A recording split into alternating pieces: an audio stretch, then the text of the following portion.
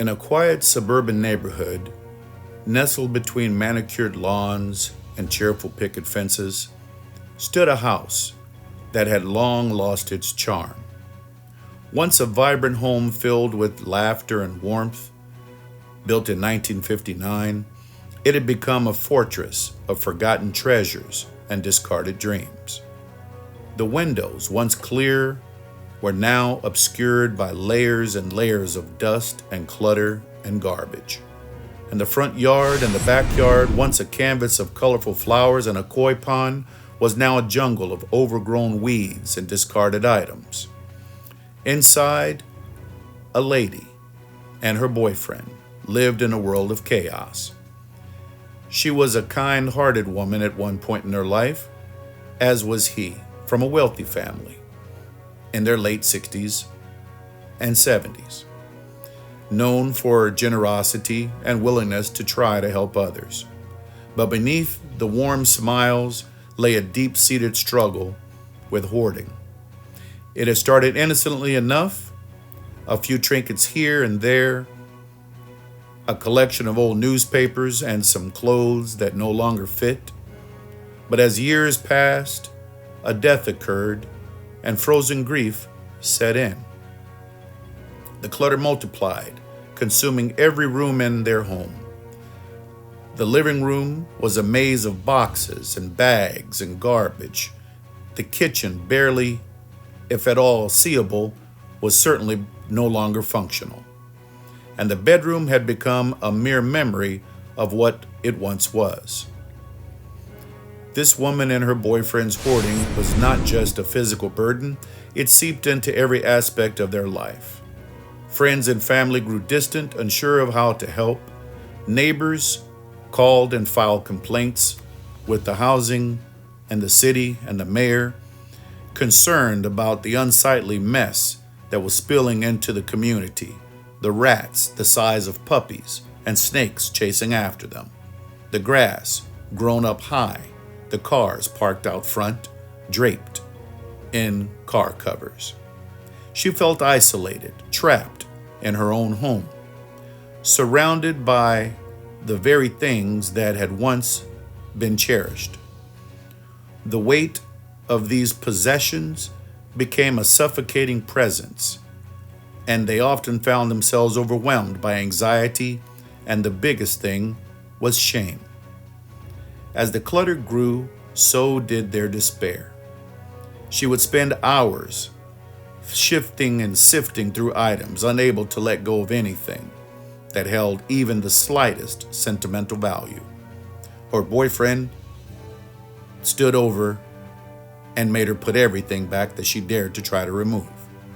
Each object told a story, he said, a memory that couldn't be bared to part with. But in her heart and in his heart, they knew that the life they once dreamed of had slipped away, buried beneath the weight of their belongings. One fateful evening, while scrolling through their phone, she stumbled upon a photograph from a colleague of a clinical hypnotherapist that would change her and her boyfriend's life. It featured Charles Lenzy, a clinical hypnotherapist and founder of TruceTalk, and now of the Lenzy Morgan Clinical Hypnotherapy Institute, who specialized in helping individuals overcome hoarding and trauma.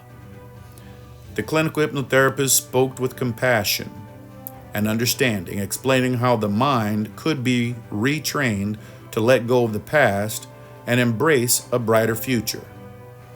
Intrigued, she felt a flicker of hope ignite within her. Determined to reclaim her life and her home, she reached out to the clinical hypnotherapist and scheduled a session. As she had him enter the yard to speak with her and her boyfriend, she felt a mix of apprehension and excitement.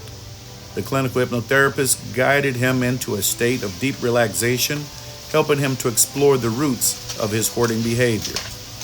Through the gentle suggestions and visualization techniques found in the TruceTalk method, this woman, also a therapist herself, began to find comfort, and the emotions tied to the possessions allowed her to learn to differentiate between memories. So what do you have and behind you there, items Ms. that Casulo? held them down. 32 tons of garbage. With 3,200 gallons of garbage, you say? she felt lighter, 7,200. both mentally Well, that and was emotionally. that's Clinical 7,200 hypnotherapist counting taught her the practical previous strategies trailer and taught him practical dumps that we've strategies already dumped. for decluttering the mind, decluttering the house, emphasizing the importance of creating a safe and inviting space.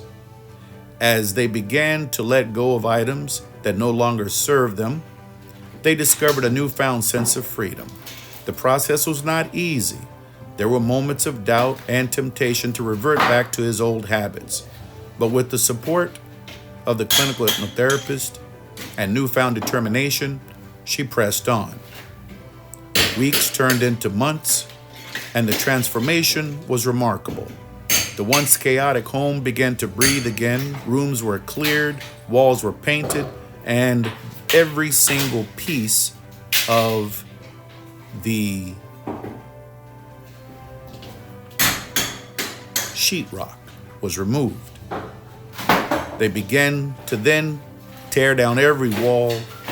They even got a demolition plumbing team to come in and remove all of the plumbing from the street all the way to the house.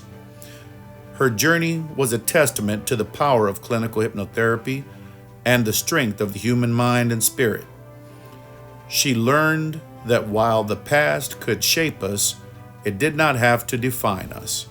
With each item that was released, they reclaimed a piece of themselves, paving the way for a brighter, more fulfilling future. In the end, their story became an inspiration for others in the community. They began quietly sharing the experience with just a select few people, encouraging those people who happened to come into her office who struggled with similar challenges to seek help from Charles Lenzy and to embrace change. The house that once stood as a symbol of despair in Mary Esther, Florida, was transformed into a beacon of hope, reminding everyone that it's never too late to reclaim your life and find freedom from the weight of clutter.